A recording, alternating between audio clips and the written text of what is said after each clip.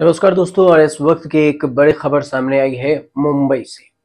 महाराष्ट्र के मुंबई में एनसीपी के नेता अजीत पवार गुट के जो नेता हैं वो महाराष्ट्र सरकार के पूर्व मंत्री भी रह चुके हैं और उनका नाम है बाबा सिद्दीकी। बाबा सिद्दीकी की गोली मारकर हत्या कर दी गई है मुंबई से, जो ये खबर सामने आई। बांद्रा के खेरवाड़ी सिंगल के पास उनके बेटे जिशान सिद्दीकी के दफ्तर के बाहर उन पर 2 से 3 गोलियां चलाई गई और उन्हें तुरंत लीलावती अस्पताल में भर्ती कराया गया, जहां उनका निधन हो गया। सवाल ये भी उठता है कि कौन है बाबा सिद्दीकी, आपको बताएंगे। जानकारी जो सामने आ रही है उसमें बाबा सिद्दीकी रात करीब 9:15 पर ऑफिस से निकले थे और जिस वक्त फायरिंग हुई उस वक्त वे अपने दफ्तर के पास पटाखे फोड़ रहे थे। तभी एक कार से 3 लोग बाहर निकले और तीनों ने मुंह पर रुमाल बांधा हुआ था और उन्हें बाबा सिद्दीकी पर उन्होंने 3 राउंड फायरिंग की। एक गोली बाबा सिद्दीकी के सहयोगी के पैर में लगी, इसके बाद दूसरी गोली बाबा सिद्दीकी को लगी और गोली लगने के बाद बाबा सिद्दीकी वहीं पर गिर गए। लोग उन्हें तुरंत लीलावती अस्पताल लेकर गए। सूचना मिलते ही पुलिस मौके पर पहुंची। खबर यह भी है कि पुलिस ने 2 लोगों को हिरासत में ले लिया है। लेकिन महाराष्ट्र के पूर्व मंत्री बाबा सिद्दीकी की बात करें तो बाबा सिद्दीकी इसी साल 8 फरवरी को कांग्रेस छोड़ी थी। 2 दिन बाद 10 फरवरी को अजित पवार की नेशनलिस्ट कांग्रेस पार्टी एनसीपी को ज्वाइन किया था। सिद्दीकी ने मुंबई में डिप्टी सीएम अजित पवार और एनसीपी के कार्यकारी अध्यक्ष प्रफुल्ल पटेल सहित दूसरे नेताओं की मौजूदगी में पार्टी में ज्वाइन की थी। एनसीपी के सदस्यता लेने के बाद बाबा सिद्दीकी ने तब कहा था कि कांग्रेस में मुझे कड़ी पत्ते की तरह इस्तेमाल किया गया, जिसका काम सिर्फ स्वाद बढ़ाना था। जब आपकी बात न सुनी जाए तो आप किनारा कर ही लेते हैं और अब चिड़िया चुग गई खेत तो फिर क्या करना। कांग्रेस ने लोकसभा चुनाव 2024 के लिए बाबा सिद्दीकी को कुछ समय पहले ही छत्तीसगढ़ के रायपुर लोकसभा क्षेत्र का प्रभारी बनाया था। राहुल गांधी के भारत जोड़ो न्याय यात्रा के बाद संभावना थी कि वे रायपुर लोकसभा क्षेत्र के दौरे पर आते और यहां चुनाव तैयारियों को लेकर बैठक करते, लेकिन उससे पहले ही बाबा सिद्दीकी ने पार्टी से इस्तीफा दे दिया और एनसीपी ज्वाइन कर ली। सिद्दीकी की बात करें तो सिद्दीकी छात्र जीवन से ही कांग्रेस से जुड़े रहे और उनका पूरा नाम बाबा जियाउद्दीन सिद्दीकी है।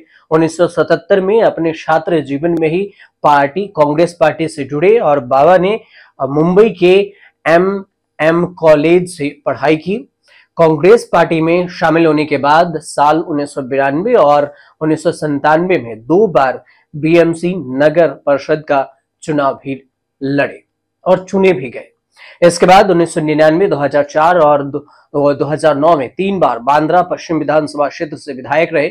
उनके बेटे जिशान सिद्दीकी बांद्रा पूर्व निर्वाचन क्षेत्र से अभी भी कांग्रेस के विधायक हैं और मुंबई युवा कांग्रेस के नेता भी। बाबा सिद्दीकी हर साल रमजान के दौरान अपनी इफ्तार पार्टी के लिए सुर्खियों में रहते हैं। इसमें राजनीतिक हस्तियों के साथ बड़ी फिल्मी सितारे भी शामिल होते हैं। इसमें सलमान खान, शाहरुख खान समेत सारे स्टार शामिल होते हैं इस पार्टी में। उनकी पार्टी में बॉलीवुड के अभिनेताओं भी नजर आते। कहा जाता है कि सलमान और शाहरुख के बीच में जो लड़ाई थी उसको खत्म करने में बाबा सिद्दीकी ही और बाबा सिद्दीकी का ही हाथ था। दाऊद ने भी बाबा सिद्दीकी को धमकी दी थी। 2013 में अंडरवर्ल्ड डॉन दाऊद ने फोन पर बाबा सिद्दीकी को धमकाते हुए कहा था कि राम गोपाल वर्मा से बोलकर तुम्हारे फिल्म बनवा दूंगा। एक था एमएलए।